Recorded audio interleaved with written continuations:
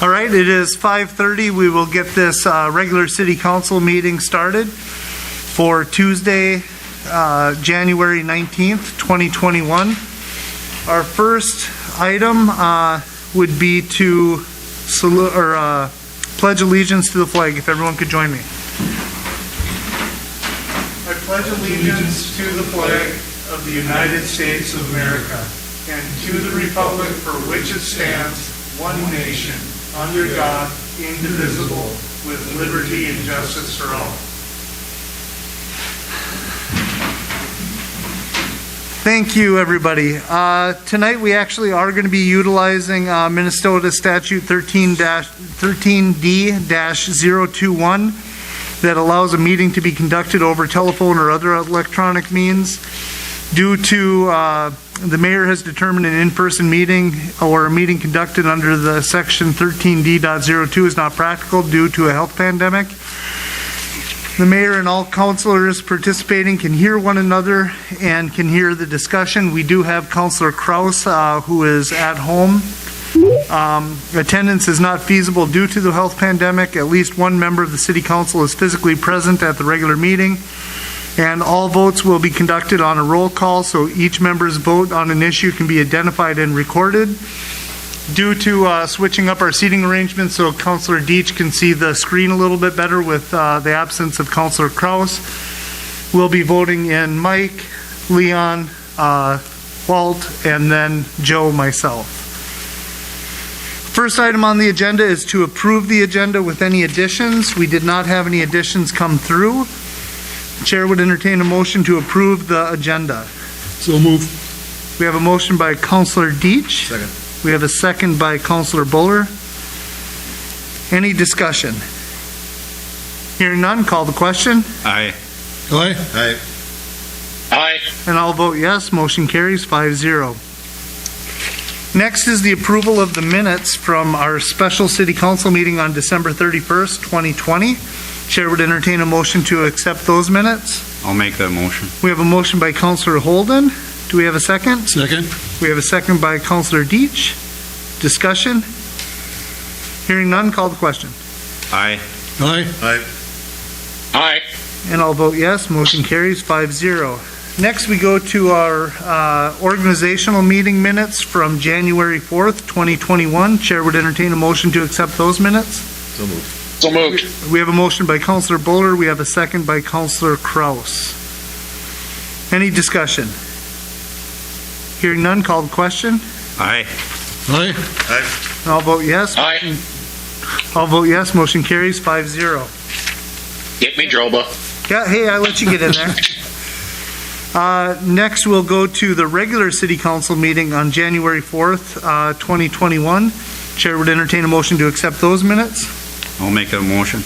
We have a motion by Councilor Holden. Do we have a second? Second. We have a second by Councilor Deitch. Discussion? Hearing none, call the question. Aye. Aye. Aye. Aye. And I'll vote yes. Motion carries 5-0. Next, we have a committee of the whole meeting minutes from January 11th. Chair would entertain a motion to accept those minutes. So move. We have a motion by Councilor Deitch. We have a second. Second. Second by Councilor Holden. Any discussion? Hearing none, call the question. Aye. Aye. Aye. Aye. And I'll vote yes. Motion carries 5-0. Next, we go to the payments of claims. We have some transfers to the 401 permanent improvement of $66,666.66 coming from the water fund 601 in $33,333.33, and in the same amount going from Fund 603 sewer. Going to the 403 capital reserve for outlay is going to be $25,760.42. And that's coming from water 601 in $19,136.17. And coming from sewer $6,624.25 for total transfers of $92,427.08. Regular City of International Falls claims is $1,053,787.43. Airport Commission claims are $7,572.20. And International Falls Library claims of $3,267.45. For a total of accounts payable and claims of $1,064,627.08. Chair would entertain a motion to approve the resolution. So moved. We have a motion by Councilor Kraus. Do we have a second? I'll second it. We have a second by Councilor Holden. Any discussion? Mr. Mayor, Please. just a quick question on the $7,572.20 at the airport. Is that from December or what's going on there? That's their regular claims. That's their operational budget. That has nothing to do with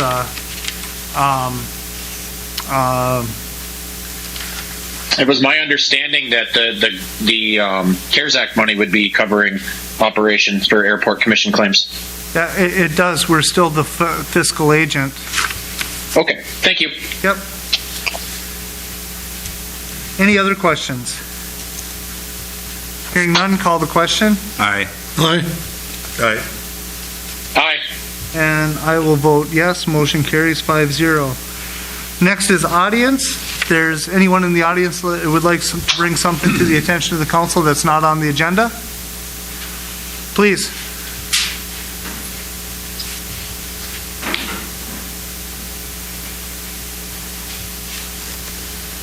Yep, bring the microphone up, but you're limited to 5 minutes for audience discussion. I'll do my best.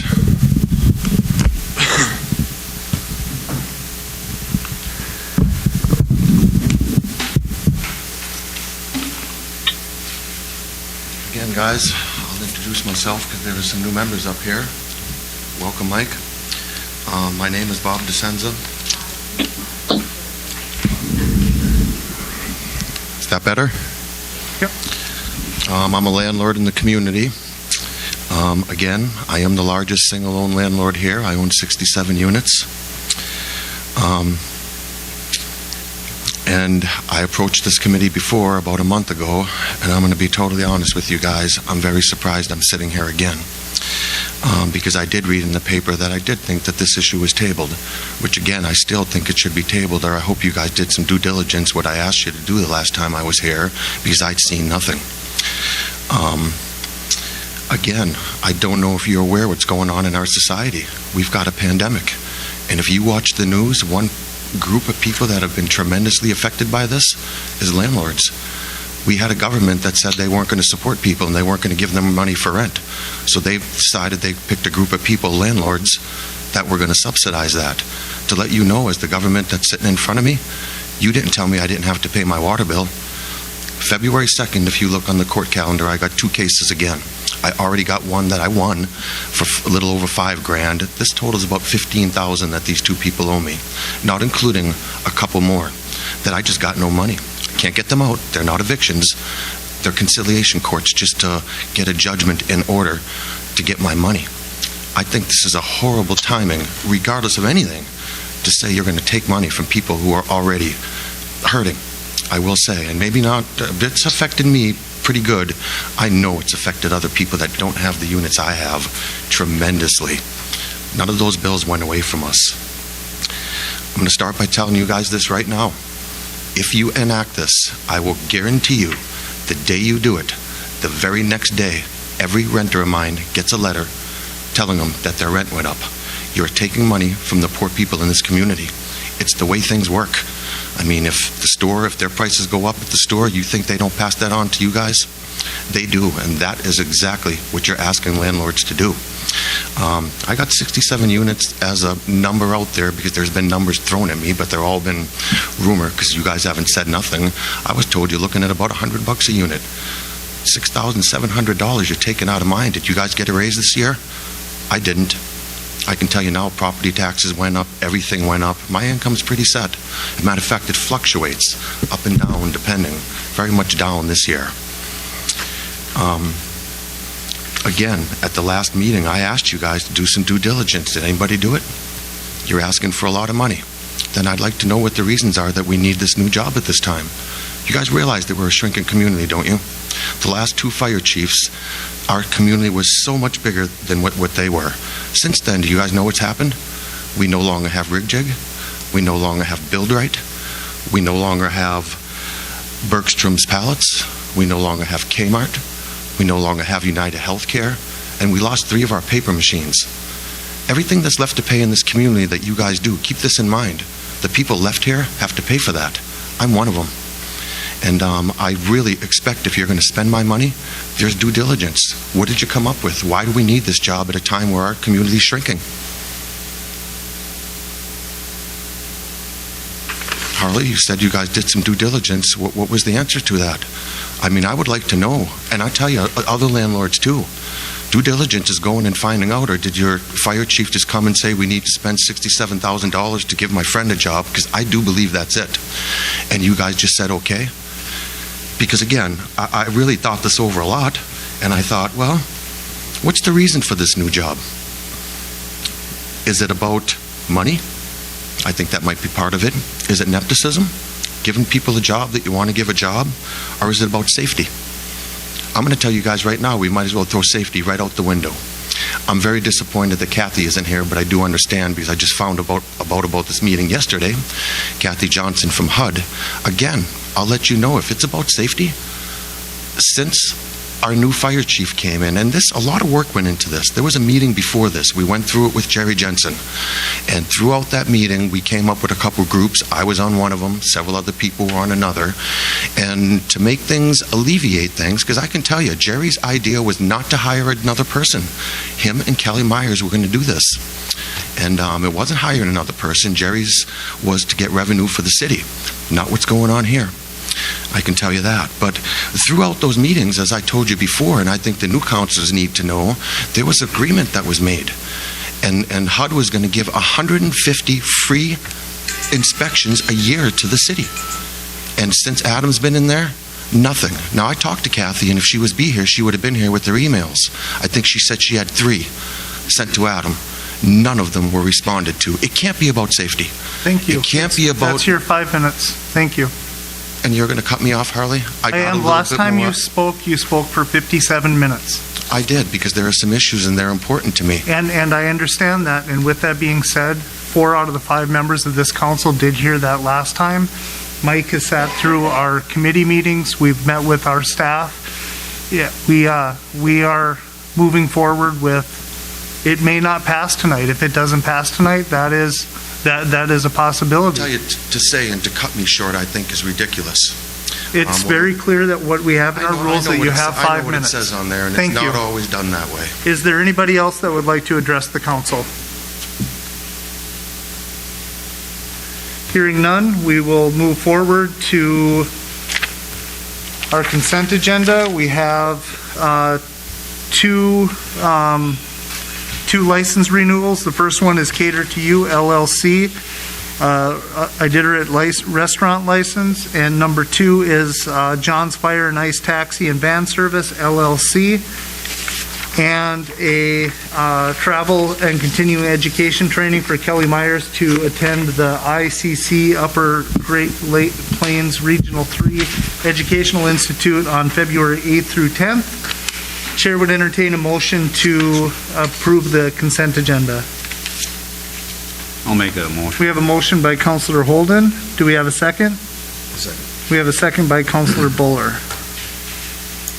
Call the question. Aye. Aye. Whoops. Whoops. You guys are good. Aye. Aye. And I'll vote yes. Motion carries 5-0. Next, we go to a mayoral proclamation declaring January 31st through February 6th, 2021 as Catholic Schools Week at St. Thomas Aquinas School.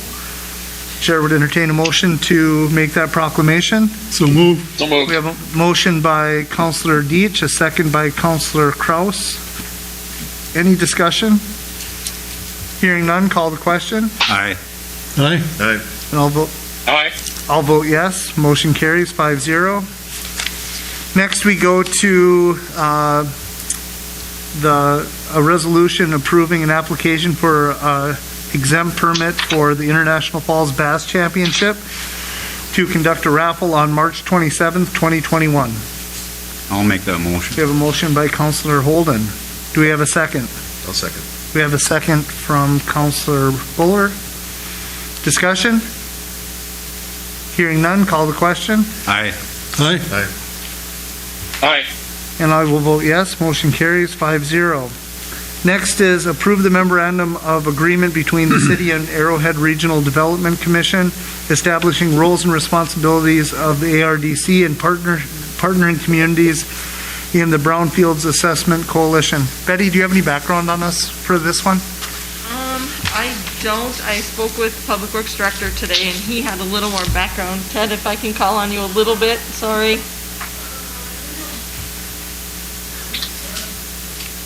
Administrator Anderson, in his absence, just forwarded me the email and just asked to put it on the agenda as he has been working with them. And I'm sorry, I don't have a whole lot of additional information. Okay. Well, the chair would entertain a motion to be part of the Brownfield Assessment Program. Move. We have a motion by Councilor Kraus. Do we have a second? I'll second. Second, Councilor Holden. Any discussion? Mayor, if I may. Yes. I got an email from Josh Bergstead, and he said the EPA awarded our coalition a $600,000 Brownsfield assessment grant to identify, investigate, and plan for Brownsfield sites in our communities over a 3-year period. We can go over the entire program and everybody's role at a kickoff meeting, but first we need to sign a memorandum establishing the roles and responsibility of ARDC and our partnering communities. Fair enough, thank you. And you know what, now that I'm looking at it a little bit more deep, and I remember Ken and I actually had went over this very middle of the year last year regarding some of the sites that we have in our community that could have had some contamination in the ground, whether it was stock tire, the old ICO. There was a handful of different properties that we had listed on the assessment that may be available for these grant dollars. So that's what this is. Any other discussion? Hearing none, call the question. Aye. Aye. Aye. Aye. And I'll vote yes. Motion carries 5-0. Next is Public Works Committee recommendations. I'll take the first one if you want, Walt, the stop sign. So a while back there was some interest from some citizens, especially in the summer when we had lots of traffic that was being diverted for the Highway 53 project that was going down Main and First Avenue and those streets there. At that time, there was quite a few people that had thought that we should be putting in stop signs in that area because there was lots of vehicles being diverted that way, and it increased traffic greatly. Because it was only a temporary situation. Go ahead. Just correct one thing. That was not the detour. That was the Walking pedestrian- path. the pedestrian detour, and people were taking it. Right. It was not the detour. So anyway. That's right. That was not the detour, but it became the detour because we all live in International Falls and we know the fastest way from A to B, which coincidentally ended up being these streets. So because it was a temporary situation, we did not put in the stop signs there. And then it came back up very recently. There was an accident at that street, and there was some conversation between me and a resident in the community, and I think it got blown out of proportion. What I had said is there are rules and regulations that come from the state and from federal guidance on how to put in stop signs and yield signs. And I said it was a very, very sad situation, but on Keenan Drive, it was a fatality that put in a stoplight there. And that caused some major concern on social media, that the mayor said that somebody had to die to put in a stop sign, and that was not my intent. That was not what I had said. So what we want to do today is just clear up what the rules and regulations are to put in a stop sign for placement in our community. One would be vehicular, bicycle, or pedestrian traffic volumes on all approaches, number and angle of approaches, approach speeds, sight distance available on each approach, and reported crash experience. An intersection of a less important road with the main road where the application of normal right-of-way rule would not be expected to provide reasonable compliance with the law, a street entering a designated highway or street, or an unsignaled intersection with a signaled area. Additional reasons for a stop sign for two minor streets, which is really what we're talking about here, is the combined vehicle, bicycle, and pedestrian volume entering the intersection from all approaches average more than 2,000 units per day. That would be 2,000 vehicles approaching that particular intersection at a day, and there's no way we're doing that on First Avenue East or Main Avenue. The ability to see conflicting traffic on an approach is not sufficient to the road to allow the road user to stop or yield in compliance to the normal right-of-way. And crash records indicate 5 or more crashes that involve failure to yield to the right-of-way at that intersection under normal right-of-way rules within a 3-year period. So that's really what it comes down to. This isn't the city council just picking and choosing where we want to put in stop signs. There are controls that we have that are put in place, and we just want to make the residents aware that there are guidelines on how we put in stop signs and yield signs. And I would yield to you, Councilor Bowler. During that detour time, realizing that it wasn't just the pedestrians going there, they put temporary stop signs in on those roads, right, Ted? And so we did try to control the traffic during the big traffic push there. So it was done right. And again, this is just to show, I mean, we do have these conversations quite frequently on where stop signs should go and if we should put one in. The reality is we are a small community, and we're not getting 2,000 pieces of traffic on many of our side streets in a day. So My thoughts are, now that we know this criteria, we could probably go through and take a lot of our stop signs out. But we won't. I'm not advocating that. But I'm thinking, there's many of them that aren't, lots of them that aren't necessary, but right. they're there. And past councils, and I know I've been on a council in the past that put one in because there was a lot of small children in that area. Well, in 15 years, you don't have a lot of small children. So it's just something that maybe we should look at down the road. Maybe just see where we are having road traffic and where they're still necessary. But yeah, I do think that might not be the worst choice, is to take a look to see where we have things that are not necessary and maybe where they could be. Any other questions, or please? Just thinking about the same item there, 13th Street comes from 332 or the truck route to Highway 53. And First Avenue West connects there a block from Highway 53.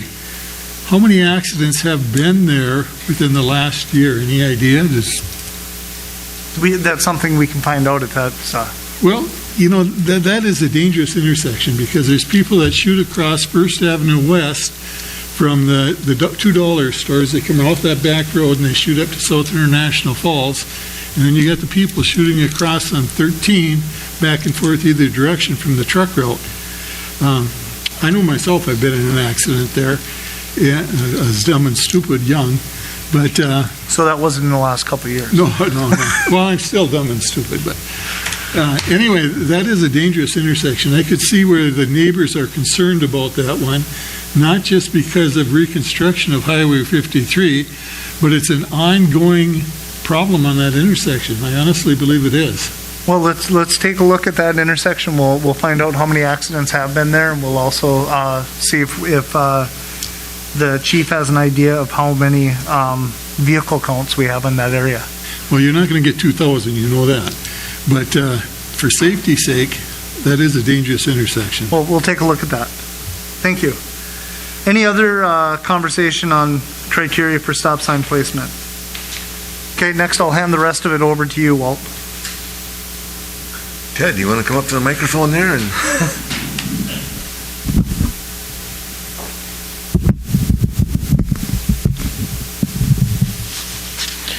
Mayor, City Council,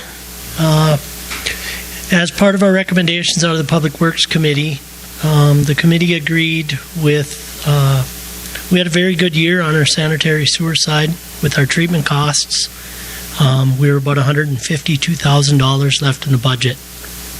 What I'm asking for is, as part of our I&I agreement with North Cooch, we've agreed to replace 150 manholes throughout on our sanitary sewer collection system where there's still pick holes in them.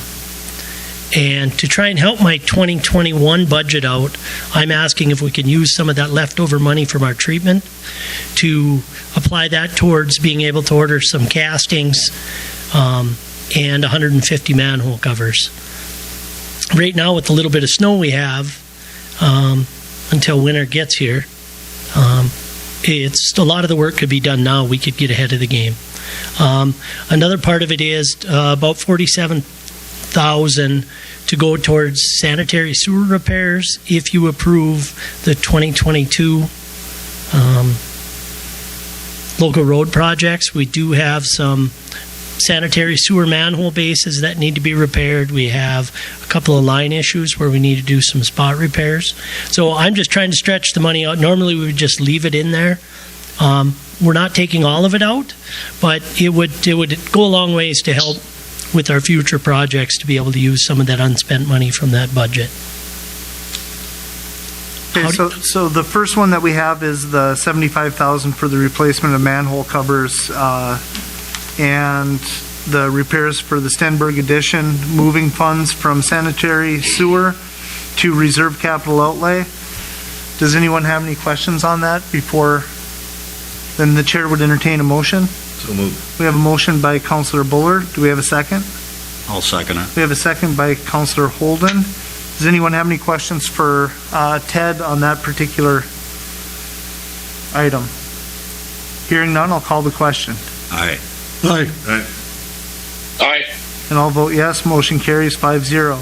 Next is the bid package for Highway Lane. Yeah, the one thing I'd like to do is to move ahead and finish the engineering and prepare a bid package to do a water line, sanitary sewer, and road replacement on Highway Lane from Center Street going east to Riverview Boulevard. We've got a bad piece of water line in there. The one thing, the water line would actually extend past the Nomad, basically we go to the football stadium because we're far enough off of the right-of-way where we're not getting into the road, and we would go into the trailer park. If we go farther east in front of the football stadium, we start getting into the road. So I'm working with MnDOT to see extensively. MnDOT's going to redo that section of the highway in 2027. So that's when we would continue that water project along.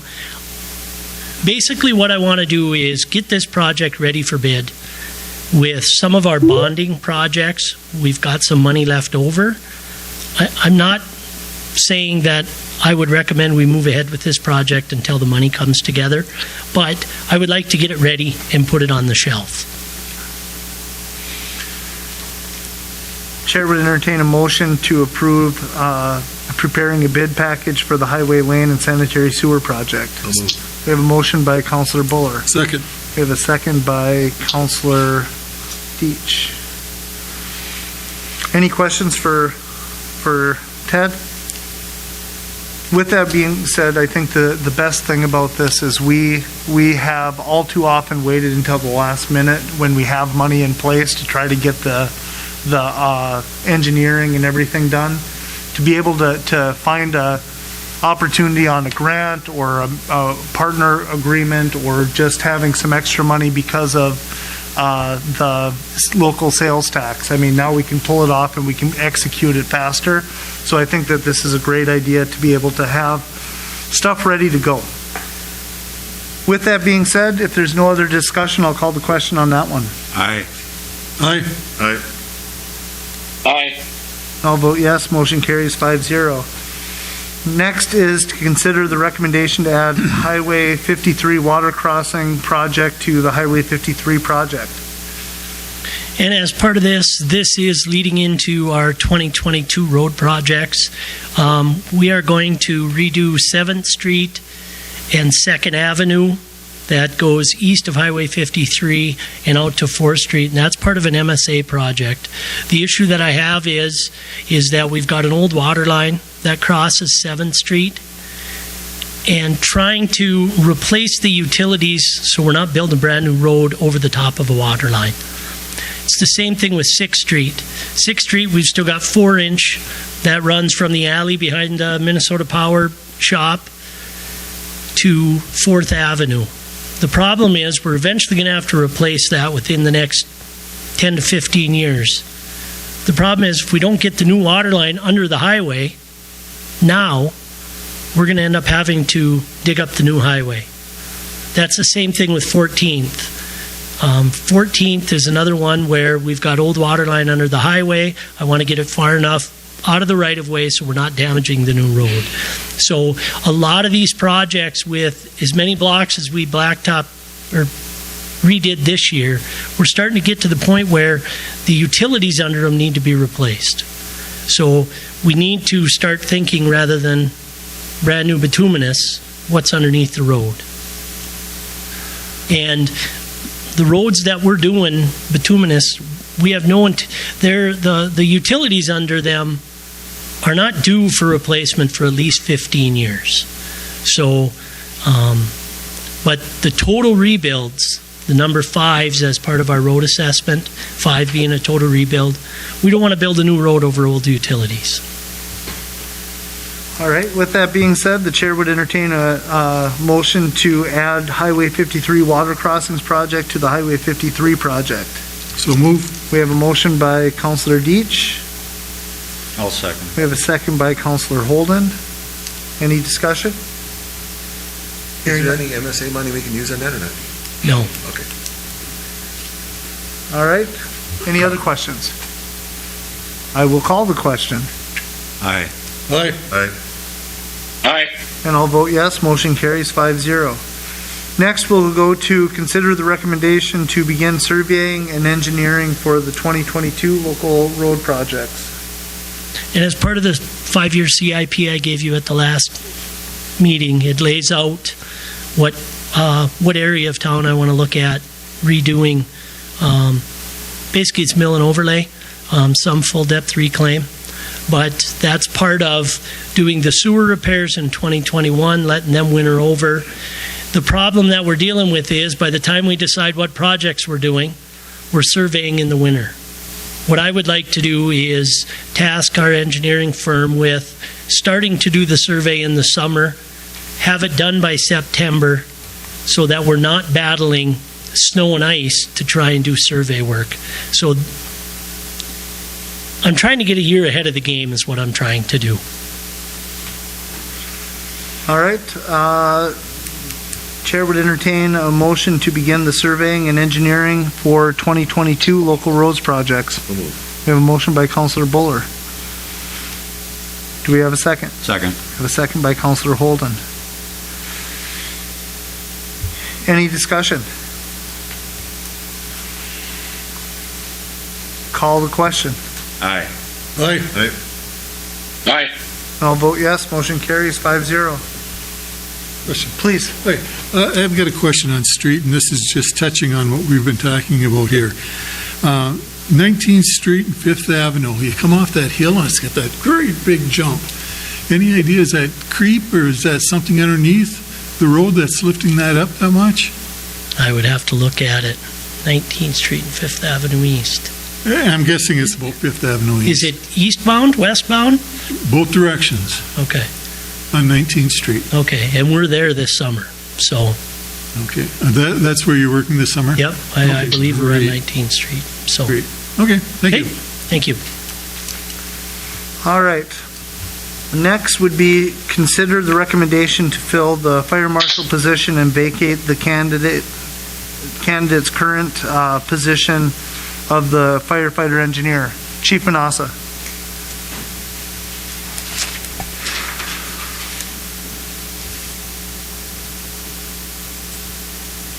Thank you, Mayor. Again, with the vacated position that was created in October, we did go through the hiring process in September and the interview application process. Recommendation to be filled the vacant position would be Jared Baldwin. He was the top of the interviews and evaluations conducted by the Civil Service Commission in September. He is the top candidate for the job. He also filled in an interim status this summer, did an excellent job there. So if appointed, we would like to also vacate his current position as a firefighter engineer and fill with the next qualified candidate from the Civil Service roster. Okay. Before you go anywhere, can you tell us about how this position is being funded? Because that has been a major concern for the community, that immediate tax dollars are going to be going into it, that taxes were raised so that this could be filled, and that is not accurate. Can you give us an outline of how this position is being funded?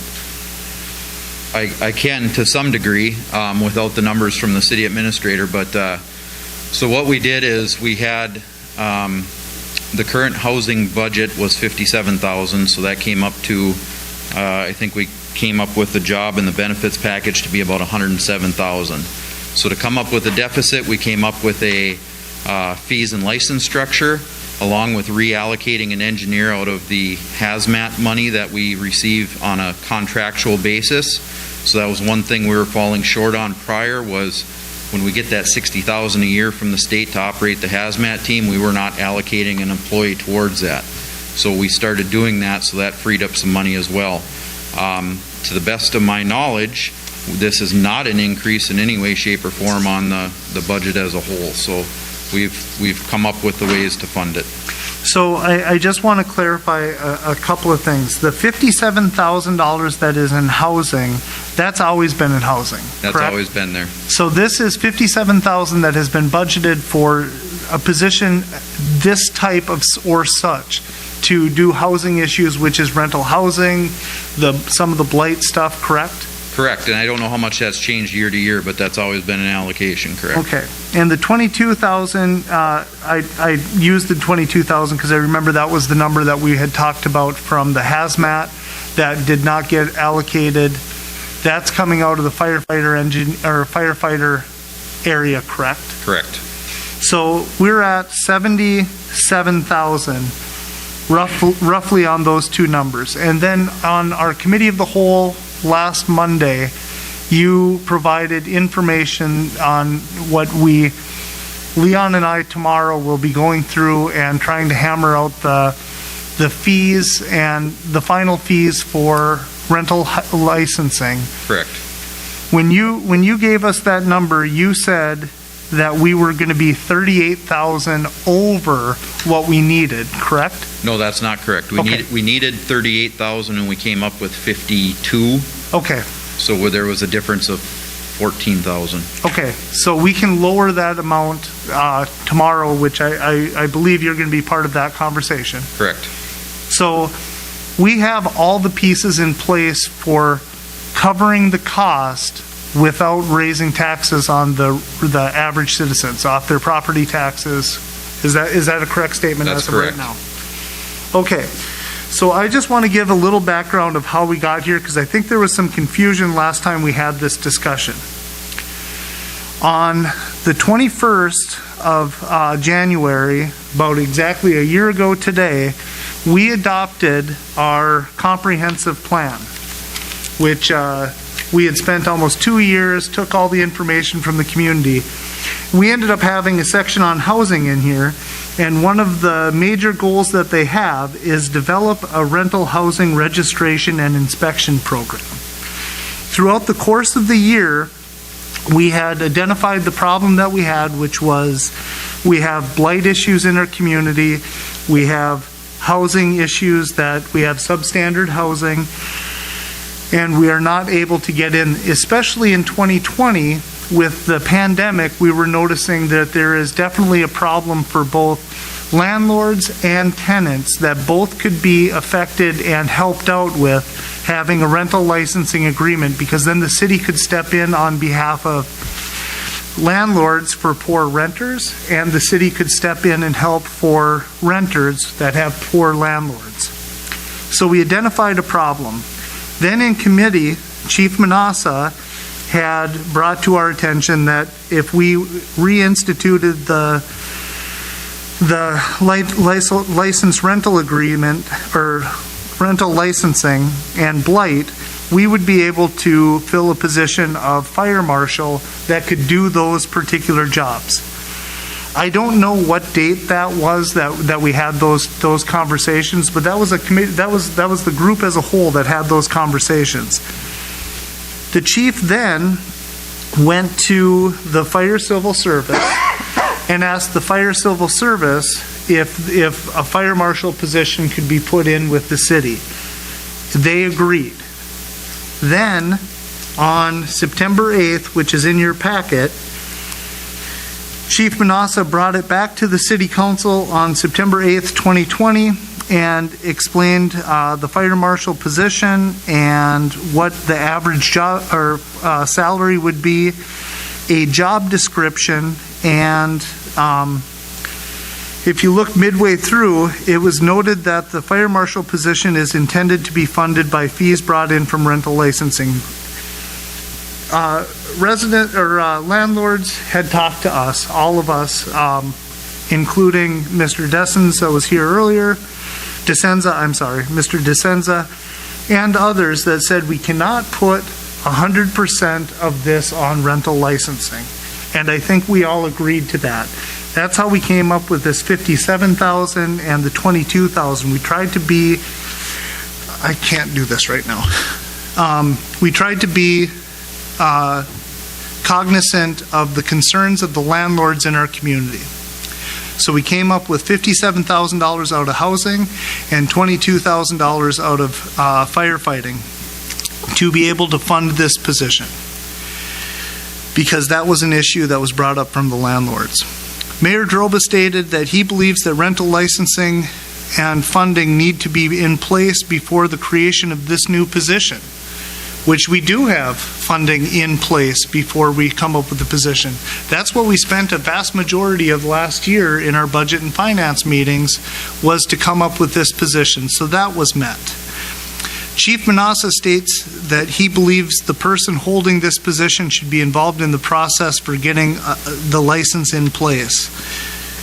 Well, if we put this in, they will be able to help us put rental licensing in place. Councillor Kraus noted that there is a rental licensing authority in the Code of Ordinances, but it has not been enforced. So one of the questions that has been hit with me multiple times in the community, and even with some of the members of this board, why are we not enforcing it if it's on our books?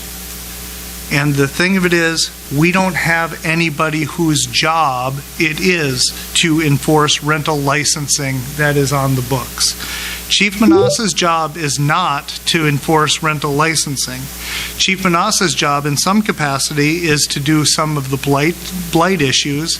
He has some form of housing stuff, but it's not to enforce rental licensing. So this position of fire marshal, their main job would be to work through rental licensing. But we know that that one job is not going to be just rental licensing. There's going to be other positions, there are other things. And we have a job description that states out what those other duties and functions would be.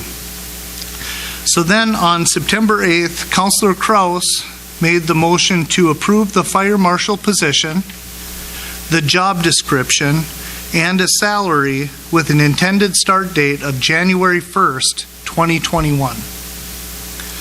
Now, what I think is key in that sentence is job description. The job description was picked that day on September 8th. At that time, we had a fire marshal position in the city. It still has been vacant because we have not filled that position. So then we go to the special, there was a concern with the number one, okay, I'm sorry. So then, after we made that position, Chief Manassa went back to the Fire Civil Service, and he had them conduct interviews. Mr. DeSenza had said that this was creating a position for a friend or family member, or nepotism of some sort, which couldn't be farther from the truth. We have a Fire Civil Service that does the interviews for this position. It is not Chief Manassa. So an independent party of the City of International Falls ended up coming up with how many recommendations for people? There was 4 that applied. So we had 4. Those 4 are ranked. Okay, 4 people were ranked in this position. The number one person that came up for the position, there was a question on if that person would be able to meet the job description. We had a special city council meeting to discuss that. Coming out of that special city council meeting, it has been resolved that they do meet the criteria for the fire marshal position. So here we are today, and the reason that this has come up, and I've told this to my fellow city councilors, I'll tell this to the residents, anyone that talks to me. I am not the type of person that is going to not get my way and bring something back up to city council, because this has been on city council a couple of times. It hasn't passed, and here we are one more time. This is the reason why this is. The last city council meeting that we met, there was a question that put us in limbo by us saying we were going to hire a engineer without having a real vacant spot. Nobody wants to apply for a position not knowing if they're going to get laid off or not. So we're kind of in a weird pickle, and we need to resolve that this evening one way or another. And I'm going to open the floor to Chief Manassa for any thoughts on the weird pickle that we're in for hiring for the full-time engineer.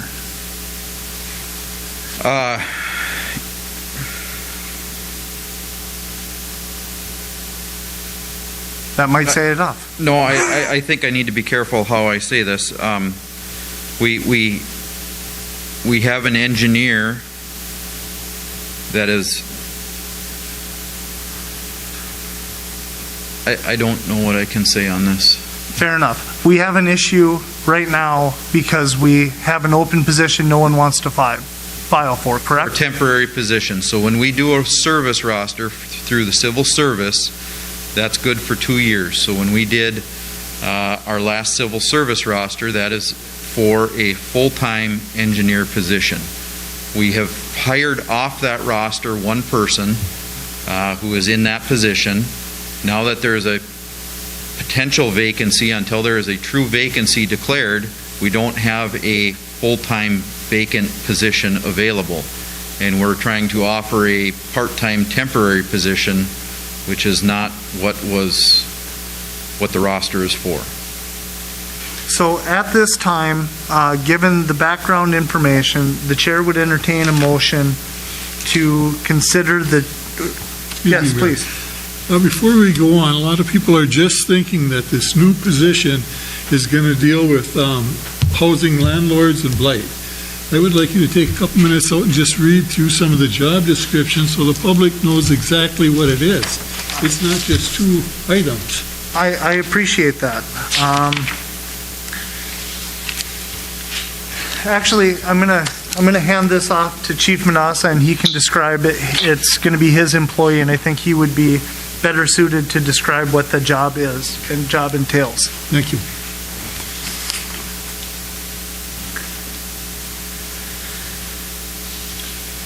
So, I think it's easiest to give the brief overview here. Fire Marshal would investigate fires and other hazardous conditions, carries out fire inspections, new construction, daycare, and adult living facilities, foster care homes. In concert with the State Fire Marshal, would conduct hotel motel inspections, fire code violations, and fire-related complaints. That person would take care of scheduling public relations events, tours for schools, daycare facilities, special citizen groups. Would also administer the Knox Box program, which is our lockbox program that we have for all businesses, and then we're branching out into the residential as well. Work closely with the building official to conduct plan reviews, pre-construction meetings, and construction site visits. So this is instrumental when you talk about big projects. The airport terminal is a good one to bring into view. I don't know how many times myself and the building official were out there, but that's something where the fire marshal would do plan reviewing. If we have a state-submitted job that deals with sprinklers, they would work with the fire marshal for the sprinkler plan and get some of that stuff done as well. The fire marshal would also be expected to implement a kitchen hood inspection program. So that's something that we're seeing in most cities in Minnesota. So if we have commercial kitchen hoods, there's a cleaning requirement and an inspection program that goes along with that. That's highly recommended. We would want to implement that as well. And then, of course, the rental licensing program. There are other bullet points that go along with that, but that's probably a good overview. One other thing would be, a big thing that we're working on right now with Ted would be, in concert with the Public Works, would be doing hydrant testing and flow data for pre-planning on the department stuff. So another issue that we have is department pre-plans. So anytime we have a commercial building or anything like that, housing, bigger housing stock, we'd want to do pre-plans for evacuations, emergency emergency preparedness plans, so that when we show up to a building, we know where the fire department connection is, we know which doors are accessible, we know which fire escapes are accessible, if there's a lockbox, a key, anything like that around. So that's all stuff that would go into a pre-plan. Our firehouse program that we run allows us to do these pre-plans. So if we report to a fire, if we get an accurate address, we can input that into our computer program. All this stuff would pop up along with drawings. It's all stuff that we're kind of doing but not really doing, and this would be very helpful for us as a fire department. So as the department lead, with this person underneath you, how does this change your day-to-day activities? And then what would you be able to focus on as the fire chief with having this position to alleviate some of the things that we have not been able to finish? What will that help you with so that you can accomplish? The biggest thing that would help me is if we're doing, one thing I didn't mention was smoke alarms and CO monitors, but if that person handles the rental licensing, the smoke alarm, the Knox boxes, stuff like that, free up time for me to focus on the ambulance. Our run volume has increased drastically since 2010. We've gone from anywhere from 600 runs a year in 08, 09, we're up to 1,500 runs a year. Those all take recording, data recording, run reviews, along with 6 full-time employees now that we didn't have. We're growing on the ambulance side, and that needs more focus. And I think that's in the community, from the people that I've spoke to, is the biggest hiccup on this position is, why isn't the fire chief just doing this stuff? And I don't know how to get the information out to our community about, yes, we are a shrinking community. Yes, we have less people, but the reality is we still have a very, very large fire service area. We have a ridiculously large ambulance area. when you came into your position, you got funded through 3 different funds: housing, ambulance, and fire. But we didn't have paramedics when you came in. That's a new thing. The EMTs is what we had before. Our service numbers has went up so dramatically. And I've used this example for the fire chief's time. If he's getting paid for 3 different jobs, that's approximately 2.5 hours per day per each job. If we're dealing with rental licensing and or blight, how are you going to get a tackle on any of this stuff in just 2 hours a day? So I think we have done a disservice to our citizens in the community of how to explain what this job is. I think we could have done better in the beginning by saying we were hiring a ordinance officer or a compliance officer. I think we could have, as a city council, done a considerably better job. But the reality is, this is a position that we need in our community because we cannot finish the blight issues. We have housing stock that is going down the hill, and we have a fire chief that can't keep up with all of the duties that he has been assigned. So, we will have more discussion. I just wanted to get from A to B of how we've gotten here. The chair would entertain a motion to consider the recommendation to fill the vacant fire marshal position and vacate the candidate's current position of firefighter engineer. I'll make that motion. We have a motion by Councillor Holden. Do we have a second? I'll second it. We have a second by Councillor Deitch. Open discussion. Councillor Deitch. This has been very, very difficult. I spent the better part of today reviewing, once again, the pros and cons of this position. I agree 100% that our city needs somebody to enforce these. The question came up, as the mayor said, why aren't the people that's supposed to do it doing it? Okay, the mayor has explained that. That's cleared my mind on that. As I say, I went back and forth on this. I don't know if there's a right answer or a wrong answer on this position, but something has to be done. Thank you. Thank you. Yeah, I'd like to say safety is really important to me. I worked for the city here for 39 years, city electrician. Safety is a big deal, and this needs to be worked on a lot. The blight, and then the other parts of the job description. Harley just hit a home run. I mean, he did a great job of explaining this position. I listened to him, and that's all I can say is he covered every base. We need this position filled, and you got a candidate there, and I know that candidate will work hard. I know him personally, and he's worked with Steve on stuff, on blight and stuff, and Steve knows he's working hard. So it's, for me, safety is the most important thing. Getting these places checked out and getting the blight fixed up and moving ahead and making International Falls better. So there you are. Thank you. Any other discussion? I have an issue with it because I was always on record stating that unless it can be financed solely through fines and fees, that'll be sustainable, that we shouldn't have the job. And I can't see where that's happening. If we're going to do motels and other, is that weight all going to be put on the rental? All these other jobs that you explained there, is that all going to be put on the rental people, that they're going to pay for that? No. Are motels going to be paying for their inspections? Chief? Hotels pay the state for their inspections. They pay the state. Yep.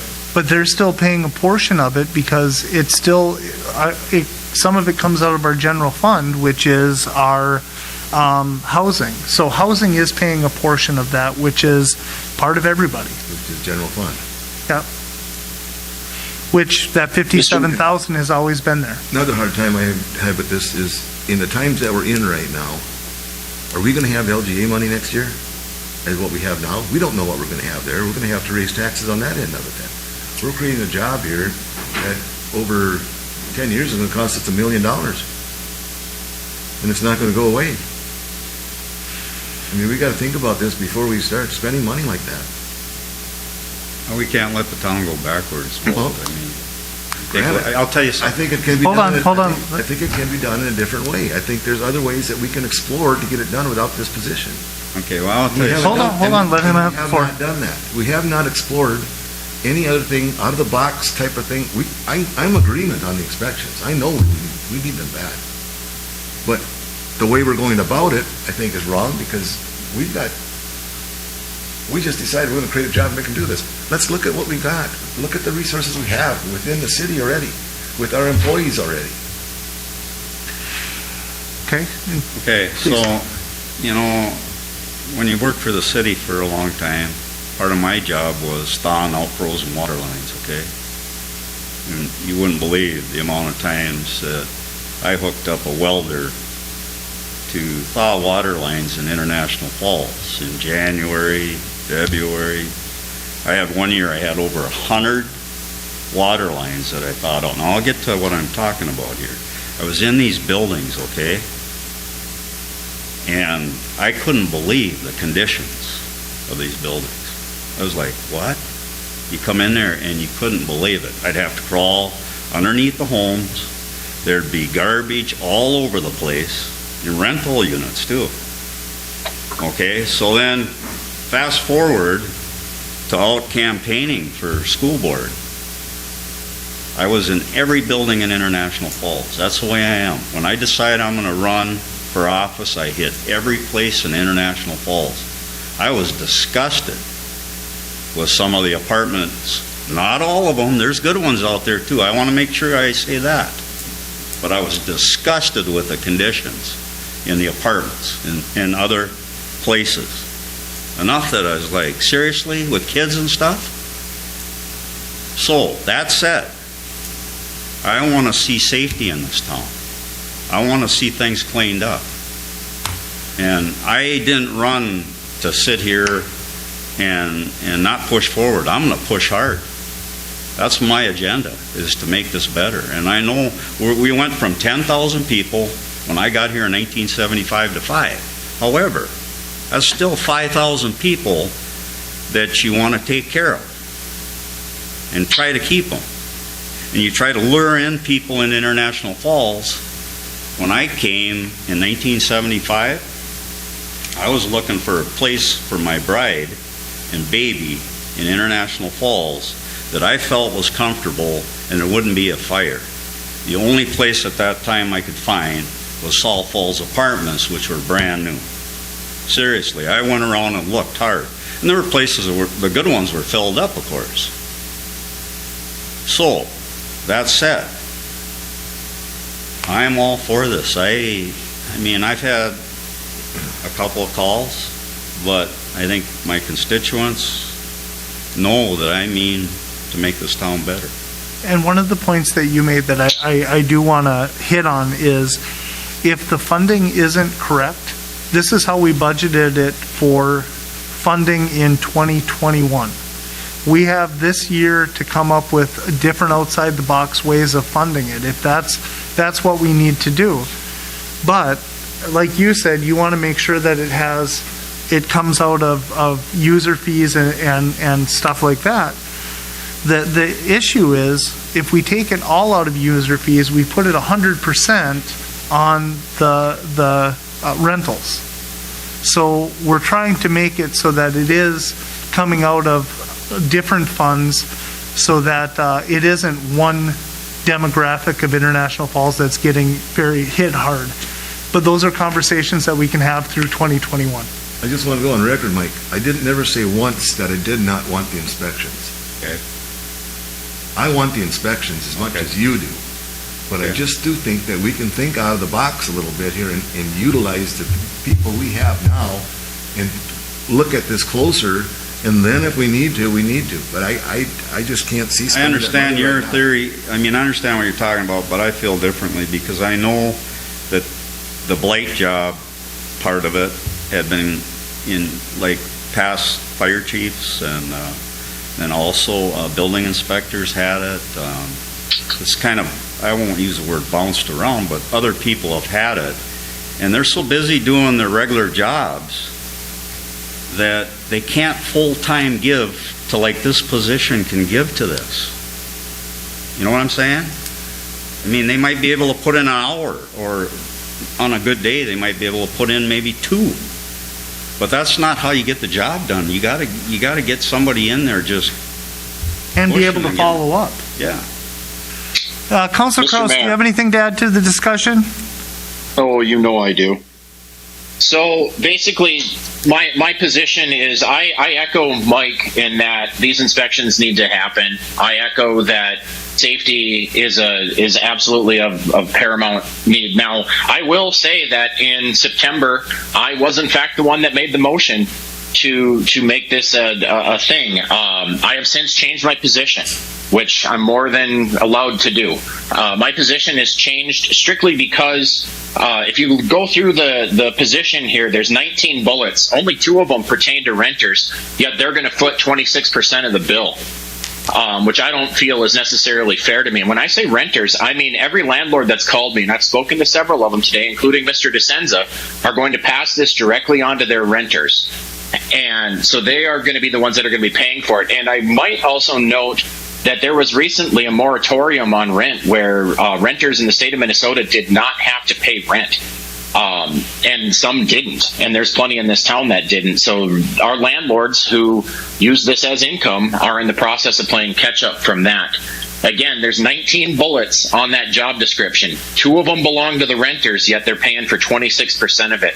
I just don't feel that's fair. I noted in the budget negotiations, and you can echo this, that this is in fact true. I felt that this should have been spread amongst all the taxpayers in town to make it, dare I say, fair. But again, my vote is no, and that's why. Okay. Any other discussion? Mr. Mayor, also, I'd like to also add that in the committee of the whole, it was pointed out that this position won't have any teeth. So I wonder, do we have to hire a fire marshal at $67,000 a year, or could we hire a code enforcement person that's still going to have to work with the city attorney, who we're still going to have to pay to prosecute all of these things, as we call it a code violation that we can't write a ticket for or force them to pay without taking them to court? I'm done now. Okay. Any other discussion? All right, hearing none, we have a motion and a second. The chair would call the question. Aye. Aye. No. No. And I will vote yes. Motion carries. 3 for the motion, 2 against the motion. Thank you. Next, consider, Chief Manasseh, I have to ask you a follow-up question to the motion that just happened. Do we have to open up or file for hiring for the position that was just vacated, or have we did that at the last meeting and then that's still sufficient? Ask that one more time, I'm sorry. Yeah, I'm sure that was a very clear question. Last meeting, we had we opened up for the hiring of a firefighter engineer. Do we have to do that again, or are you good to start going down the fire roster for hiring the candidate's old position? Well, I would prefer that with the candidate for the fire marshal position, that it be stated that we created a vacancy in the fire engineer position. Okay. And that was... A full-time vacancy in the fire engineer position. I'm sorry, that is the next on the agenda. I apologize. Consider the request to fill the firefighter engineer position. I'll make that motion. We have a motion by Councillor Holden. Do we have a second? Second. We have a second by Councillor Deitch. Discussion? Hearing none, call the question. Aye. Oh, Do you want me to name the candidate? yeah, I suppose. Okay, thank you. I'm sorry. So per the civil service, again, this roster is good for 2 years, so the next candidate on the civil service roster is Michael Getty. He would be the next one in line. Again, went through the whole civil service process. very capable and eligible to do the job, and with proper notification of his employer and all that kind of stuff for hiring time frame. But I want to make sure we got his name in on this motion. Thank you. I apologize. So we have a motion by Councillor Holden to fill the position with Getty, second by Deitch. Yep, let's get a question. Please. Wasn't he offered that before, but he wouldn't take it because it was not a full-time thing? Correct. Is that right? Okay. Correct. And he was favorable to at least talk about it and want it, but not want it because of that? Yes. There was some concern over leaving a good job for a Right. maybe. For a maybe job, yeah. Yes. Okay. That's what I thought, but Okay. thank you. Any other questions for the chief?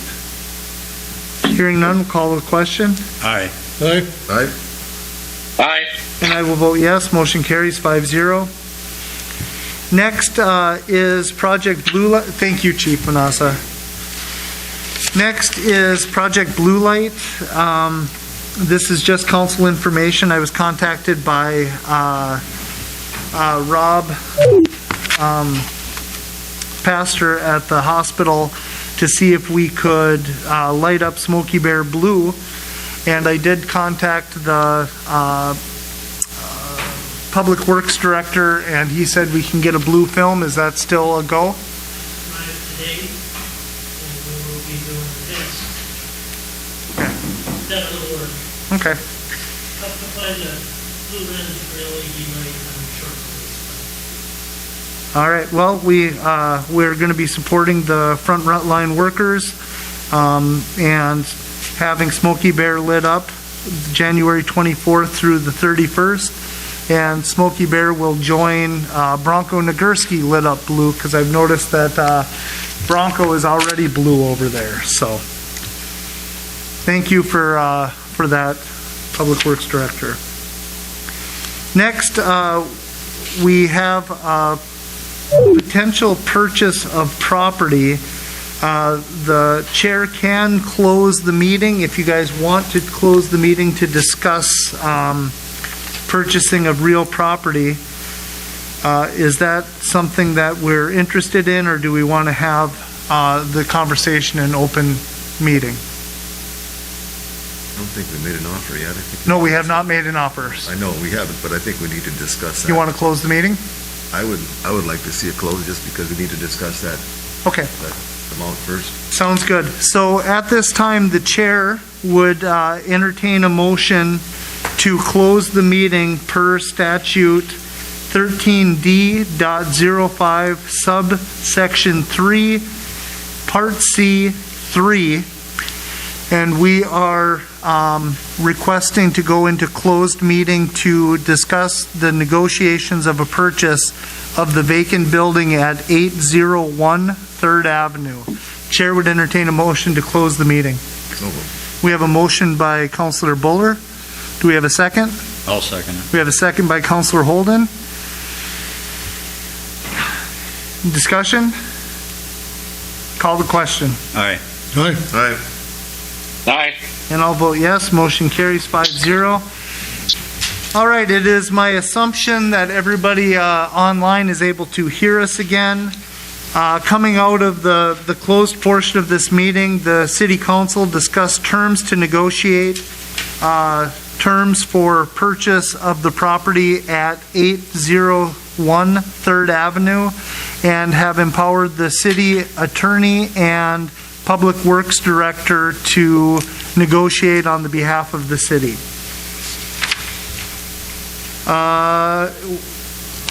Do we have any other business to come before the City Council?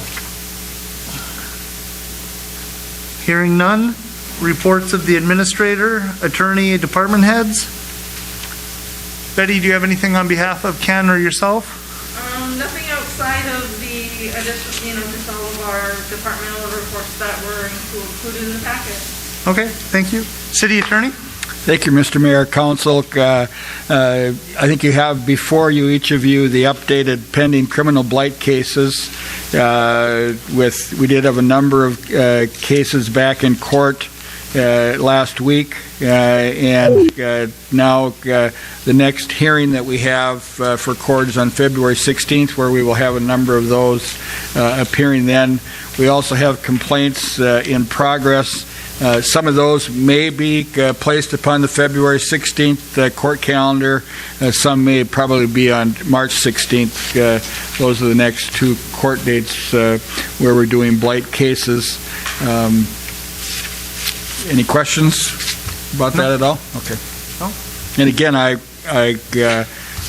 Jared Baldwin's been back working part-time on these, and he's been very helpful, and I think he'll do a great job as fire marshal with this being a part of his position, because my working relationship with him has been excellent, and he's a wonderful employee, and I think he'll do a good job. Thank you. Thank you. Any department heads have anything? They all left. Weird. All right, reports of the mayor, council committees, boards, and commissions.